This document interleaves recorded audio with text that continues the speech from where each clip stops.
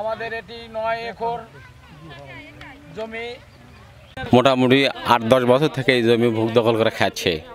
এই খাওয়া অবস্থায় এই গত রমজান মাসে যে ধান ছিল, ধান কাটার পরে জমি পরিষ্কার করে এখানে সরষা বোনার পরে আওয়ামী লীগের কিছু লোকের নেতৃত্বে, এই কিছু লোক বলতে জনাব গফুর মণ্ডলের ছেলে মাহমুদ, গোলাম হোসেন, আমিনুল, এদের নেতৃত্বে মানে ফসলের ক্ষতি করার উদ্দেশ্যে, বোনা জমির ক্ষতি করার উদ্দেশ্যে এরা এই জমিতে বল খেলবে লোকজন পাঠায় দেয়, দিয়া তারা সাইটে বসে থাকে।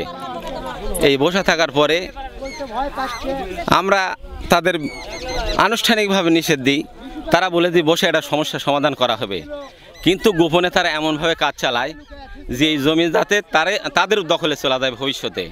এই জমি বর্তমান সমস্যাতে এই জমি আমরা 50-60 বছর থেকে খাই।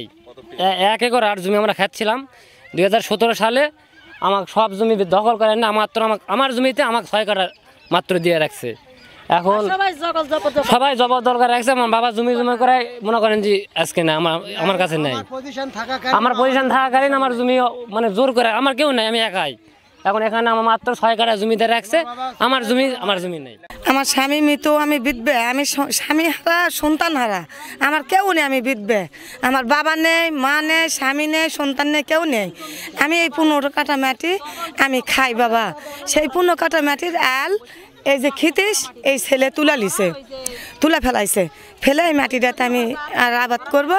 আমাকে আর ওই আল তুলা লিছে, আমি আসিনি কো বাবা, আমার কেউ নেই, আমার কে ভাত দিবে বাবা।